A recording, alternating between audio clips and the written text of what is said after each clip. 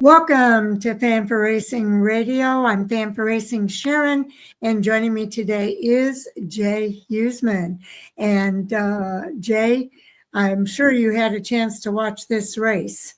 I did. Another one that I was very enthralled in. Watched parts of it a couple times just to see, and I love it. I would just like somebody to explain why they're against the playoff system. Because I just don't comprehend it. This is going to be so exciting coming into these final races. I agree. We are here to review our Las Vegas race for the NASCAR Cup Series. And oh, what a race it was. For Denny Hamlin, it was his 60th win and punching his ticket into the championship four at Phoenix. So he scored an emotional victory and claimed a significant career milestone with a dramatic win in Sunday's NASCAR Cup Series South Point 400 playoff race at Las Vegas Motor Speedway. Hamlin passed two cars in the final 10 laps, ultimately taking the lead from his Joe Gibbs Racing teammate Chase Briscoe with 4 laps remaining, and then holding off the day's most dominant driver, Kyle Larson, by 1.533 seconds to claim his series best 6th win of the season and 60th win of his career. Okay, now Denny Hamlin won that South Point 400. And Kyle Larson came in second, followed by Christopher Bell, Chase Elliott, and Chase Briscoe to round out the top 5. And then it was drivers Tyler Reddick, Joey Logano, Alex Bowman, Kyle Busch, and Ryan Preece, and Brad Keselowski rounding out the top 10. Hamlin started from the pole, but with just 9 laps. Following a late caution, the team took 4 tires and he restarted in 6th with 14 laps to go. He moved through the field to take the lead with 3 laps to go and the win by more than a second. Playoff drivers having trouble included Ryan Blaney. He cut a tire up back on lap 72, hit the wall, and took himself and his car out of the race. He could not continue and ended up finishing last in 38th. With 30 laps remaining, William Byron, and this was just, I couldn't believe it happened. He ran into the back of the number 10 of Ty Dillon while Ty was coming to pit road. It tore up his car. It tore up Ty Dillon's car. He ended up finishing in 36th place.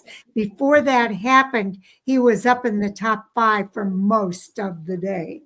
The fastest lap bonus went to Chase Briscoe. Stage 1 was run by William Byron. Stage 2 by Kyle Larson. There were 21 lead changes among 11 drivers and 5 cautions for 32 yellow flag laps. The average speed of the race was 137.131 miles per hour. And the fastest lap bonus for Chase Briscoe was in lap 2.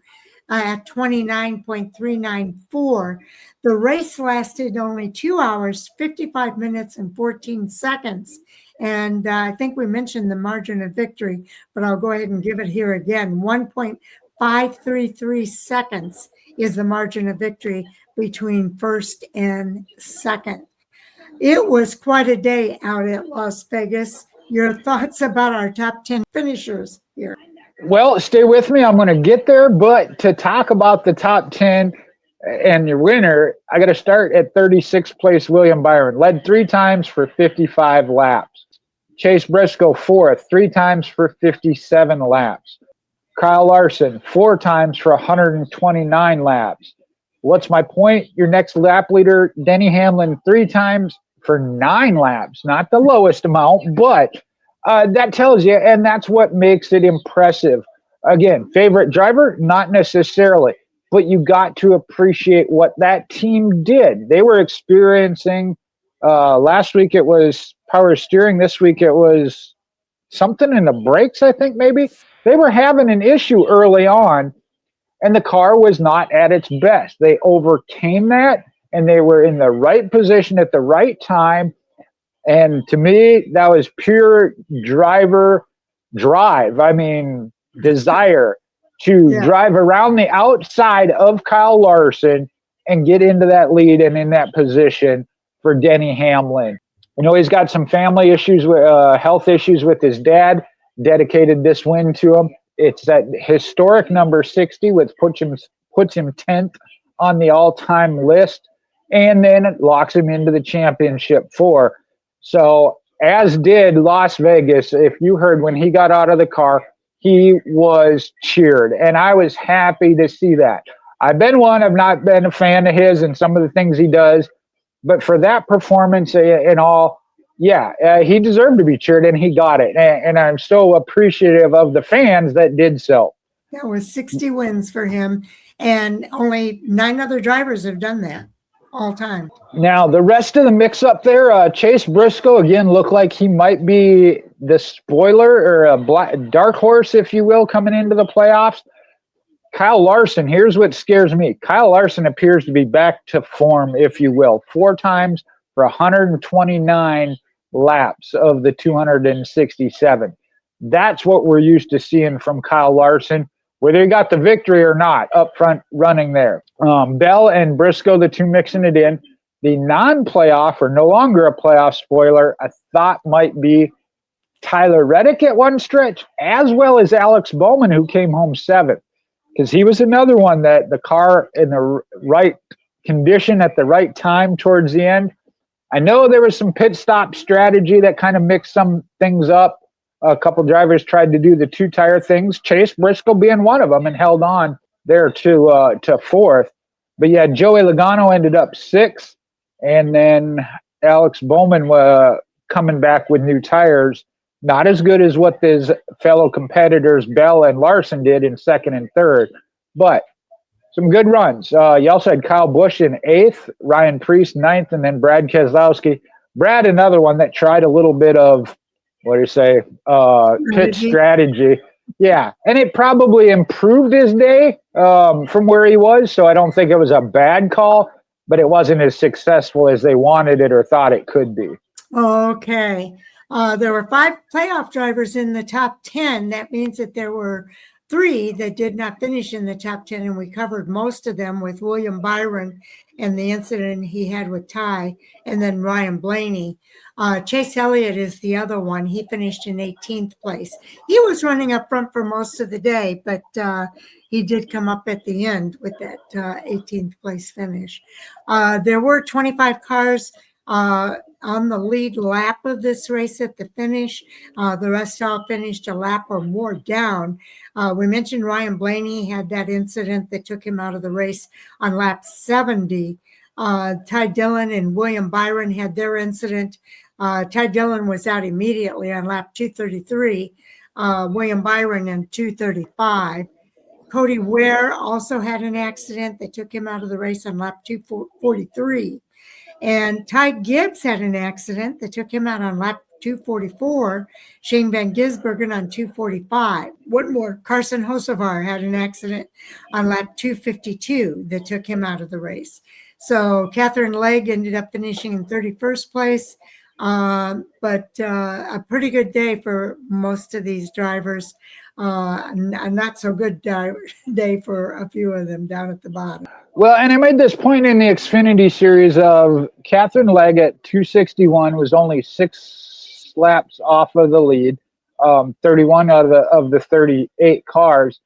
Several of those drivers, you go back to Ty Gibbs, Shane Van Gisbergen, were in the top 10. Situation happened. Who's to blame? I'll let y'all discuss that some other time. But that one, I think they said there were 11 cars that were involved in it in some way, shape, or form. Obviously, Ty Gibbs out, and then Shane Van Gisbergen a lap later, the two and heaviest. They were both running up there. That's right. They were mixing it up again with the tire strategy. A driver, and I'm not going to get into pointing fingers, a driver that had fresh tires may have been involved in that and pushing their way through. It happened right after a restart up front. So I think Chase Elliott is one that did get hit, and they said did a little bit of damage, but continued to finish, as you mentioned, 18th. So I think they said that was the biggest Las Vegas one caution flag incident, which involved 11 cars Again, whether it be just a rub of the fender, a bump here or there, not major out of the race damage, but involved in it in some way, shape, or form. Yes, yes, that is so true. Let's go ahead and cover the points report here. All right. So with that, you mentioned Denny Hamlin. If you look at a points standings, he actually leads Cal Larson by 4 points, but that doesn't matter. That win locked him in. Denny Hamlin locked in regardless due to the win. Kyle Larson at 4,086 has 35 points to the cut line. Then is Christopher Bell at plus 20, Chase Briscoe at plus 15. Again, this is 4 in, 4 out.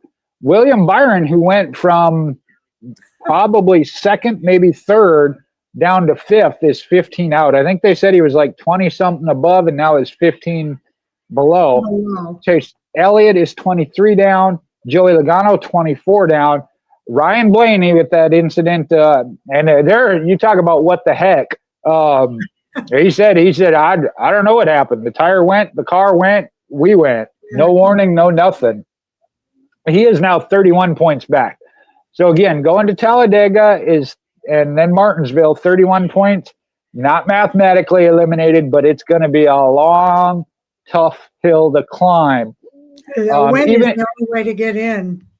It's pretty much. I mean, again, you'd have to have some serious bad luck for 3-4 drivers in front of you. Chase Elliott and Joey Logano at minus 23 and 24. Little bit better, but I still would not be comfortable there. No. William Byron at minus 15, especially knowing the team and how they've run. Yeah, it might be because you're going to pretty much go head-to-head with either Chase Briscoe or Christopher Bell. And I think it was Bell in his interview even said that. Going to the next 2 races at plus 20, no, he didn't feel confident. I mean, that's not much of a cushion. I think this is one of the strongest round of 8 fields we've ever had.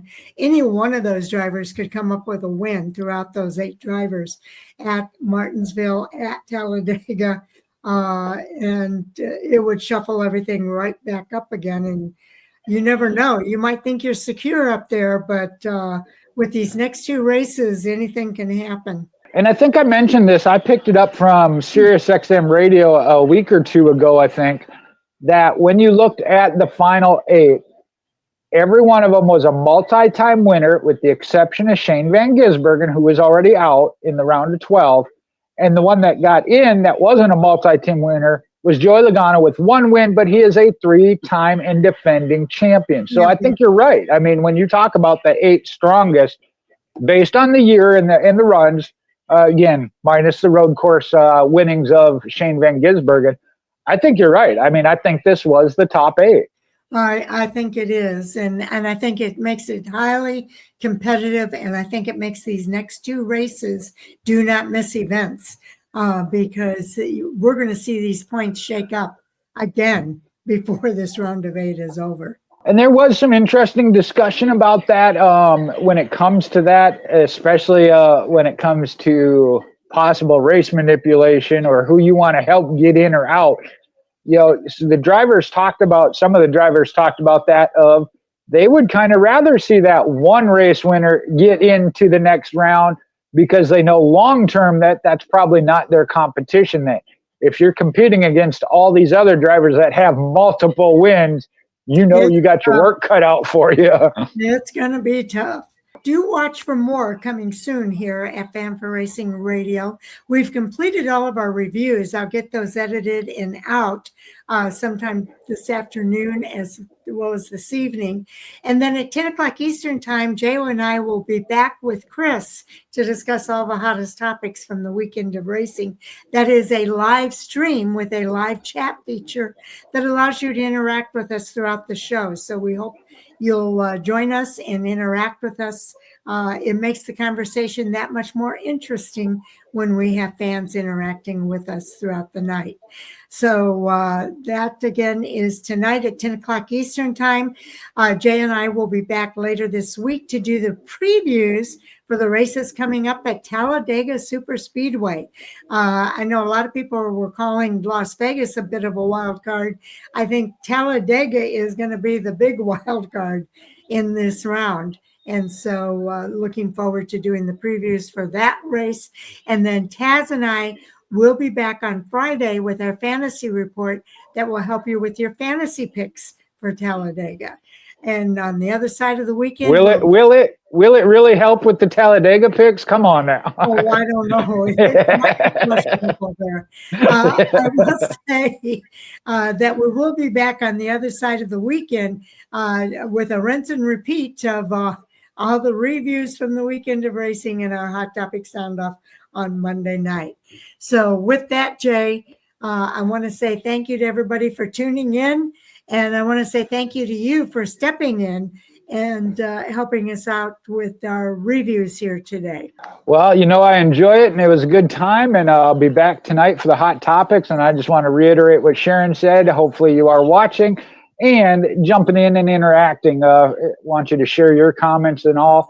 And I will say this, I think it's Brendan Gaughan. I know it was kind of a joke about you and Taz, but I think it's Brendan Gaughan. He does a show called Gone Fishing when they're doing their previews and picks. Yeah, when it comes to a race like Talladega, his advice is good luck. Yeah. Put it up in the air and see what comes Yeah, down. there you go. There you go. Yeah, it's going to be interesting. But thank you again to everybody for tuning in. We do appreciate you, and we'll see you on Hot Topic Sound Off later tonight.